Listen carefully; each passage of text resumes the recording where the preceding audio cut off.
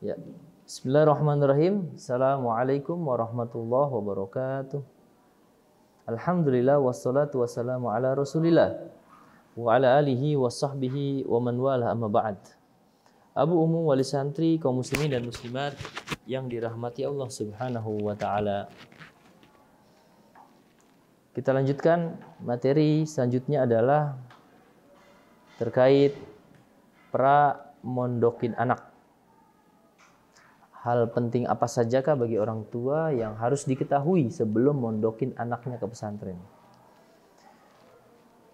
Yaitu orang tua harus mengetahui pentingnya memilih guru yang bermanhaj benar bagi anak-anaknya. Supaya apa? Supaya mendapatkan bimbingan di atas kebenaran.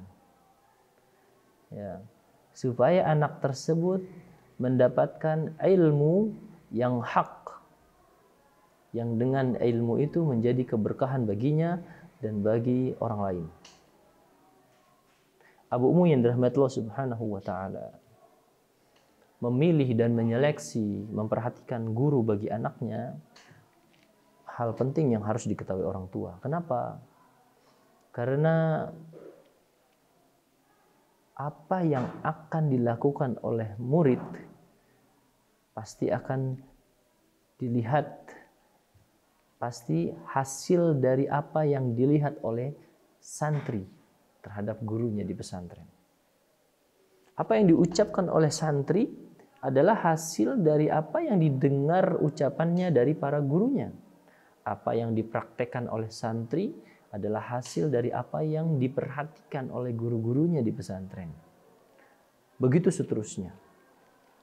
Pengaruh dari guru kepada seorang murid hal yang lazim yang sudah kita ketahui. Abu Umum yang dirahmati Allah Subhanahu wa taala mengetahui manhaj dari seorang guru yang akan dipilih untuk mendidik anak-anak kita, hal yang urgent, yang sangat penting, yang paling mendasar. Kenapa? Karena manhaj adalah sebuah pemahaman, sebuah cara atau metodologi seseorang untuk memahami agama. Manakala guru tersebut memiliki manhaj yang salim, manhaj yang al-haq, di atas kebenaran, manhaj yang hanif, yang lurus, maka pastinya dia akan mengajarkan hal-hal yang benar, hal-hal yang baik. Sebaliknya, jika seorang guru dia tidak memiliki manhaj yang hak, manhaj yang hanif, yang salim, maka dia pasti mengajarkan hal-hal yang tidak benar, hal-hal yang tidak baik menurut pandangan syar'i kebaikan tersebut tentunya. Bukankah seorang Abu Bakar As-Siddiq radhiyallahu anhu, Umar ibnul Khattab radhiyallahu anhu, Utsman ibnu Affan, Ali bin Abi Thalib radhiyallahu anhum jami'an, mereka adalah para sahabat Nabi sallallahu alaihi wasallam yang menjadi seorang panutan, menjadi orang besar yang orang tersebut dipuji oleh Allah dan Rasulnya karena amalnya, karena praktek ibadahnya, karena akhlaknya, karena ilmunya, karena pemahamannya. Dan siapa yang mengajarkan mereka? Yaitu Rasulullah sallallahu alaihi wasallam. Demikian seterusnya, para sahabat mengajar kepada generasi tabi'in sehingga menghasilkan generasi emas. Para tabi'in mengajarkan kepada generasi tabi'ut tabi'in pun menghasilkan generasi emas. Ketika Nabi SAW mengatakan, khairukum qarni, khairun nas qarni, thumma alladhina yalunahum, thumma alladhina yalunahum. Kata Nabi SAW, sebaik-baik manusia adalah pada zamanku ini. Kemudian zaman setelahku, kemudian zaman setelahnya lagi. 3 zaman yang disebutkan Nabi sebagai zaman keemasan pada saat itu. Kalau kita perhatikan, siapa yang menjadi guru mereka sehingga mereka menjadi generasi emas di dalam hal ilmu, di dalam hal dakwah, di dalam hal amal, di dalam hal akhlak. Masya Allah, jika kita memperhatikan kitab-kitab sejarah, kitab-kitab kisah-kisah para sahabat Nabi SAW dan para tabi'in dan tabi'ut tabi'in, betapa sangat mengagumkan kemampuan mereka di dalam hal ilmu, di dalam hal dakwah, di dalam hal ibadah, kezuhudan, akhlak, ketakwaan, dan seterusnya. Tentunya mereka adalah lahir ya, dari generasi seorang guru yang menghasilkan luar biasa generasi tersebut. Sehingga para abu dan ummu yang dirahmati Allah Subhanahu wa taala, kesolehan seorang guru, ketakwaan seorang guru, manhaj yang hak, pemahaman yang lurus, yang benar yang dimiliki oleh seorang guru akan mempengaruhi kepada santri tersebut di dalam perilakunya, adabnya, akhlaknya, ilmunya, amalnya, dakwahnya, dan seterusnya. Maka perlu kita untuk mengetahui, memilih manhaj, ya, mengetahui dan memilih ya, seorang guru untuk dijadikan panutan bagi anak-anak kita. Dan ketahuilah wahai abu ummu sekalian, rahmat Allah Subhanahu wa taala, bahwa masalah manhaj ini adalah masalah yang abu ummu sekalian pun harus memahaminya dengan cara yang baik. Dan hal ini diajarkan oleh agama kita secara sempurna, dijelaskan oleh para ulama dari dalil terkait manhaj ini.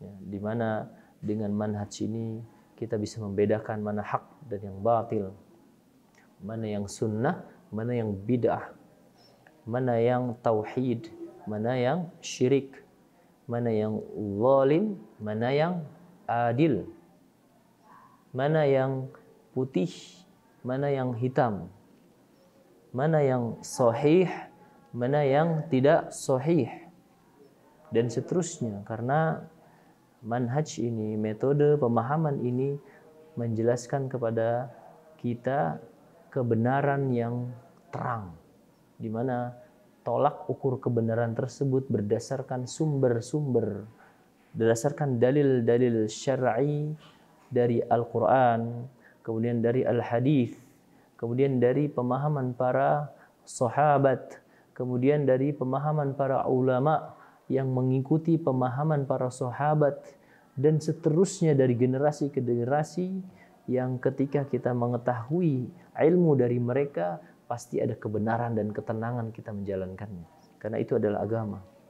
Makanya seorang ulama mengatakan, inna hadzal ilma din fanzuru amman ta'khudunahu. Ya, seorang ulama mengatakan sesungguhnya ilmu ini adalah agama. Ilmu adalah bagian dari agama. Mau mengetahui kualitas seseorang ilmunya, ya, artinya kita mengetahui guru kita seperti apa manhajnya. Kita mengenal bagaimana kepribadiannya, akhlaknya, sumber-sumber dalil yang disampaikan, pemahamannya terhadap dalil tersebut. Ini bagian dari agama juga. Maka fanzuru amman ta'khudunahu. Kamu lihat dari mana kamu mengambilnya. Jadi tidak benar perkataan, tidak benar semua pemahaman terhadap sebuah perkataan. Ambillah perkataan, jangan melihat siapa yang mengatakan, tapi ambillah perkataannya. Ambillah perkataannya, jangan melihat siapa yang mengatakan. Tidak perkataan itu mutlak benar adanya. Kita tetap harus mengetahui secara syakhsiyah, secara kepribadian orang tersebut bagaimana. Ya, akhlaknya bagaimana, penerapan terhadap agama, pemahamannya seperti apa. Bahkan dikisahkan di dalam sebuah kisah para ulama tentang perjalanan seorang ahli hadis yang dia ingin mengetahui sebuah hadis dari seorang ulama di sebuah negara A. Ya. Kemudian dia berjalan menuju negara tersebut. Pada saat dia sampai di depan orang yang dia ingin ambil hadisnya, yakni ilmu ulama tersebut, dia melihat ada sebuah sikap yang menunjukkan tidak baik bagi dirinya, yaitu dia berpura-pura memanggil seekor ayam dengan panggilan, tetapi dia tidak memberikan makanan, seolah-olah dia memberikan makanan.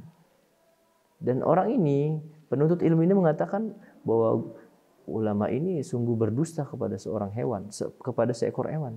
Bagaimana dengan sebuah hadis yang dia sampaikan? Maka dia tidak jadi untuk mengambil ilmu darinya.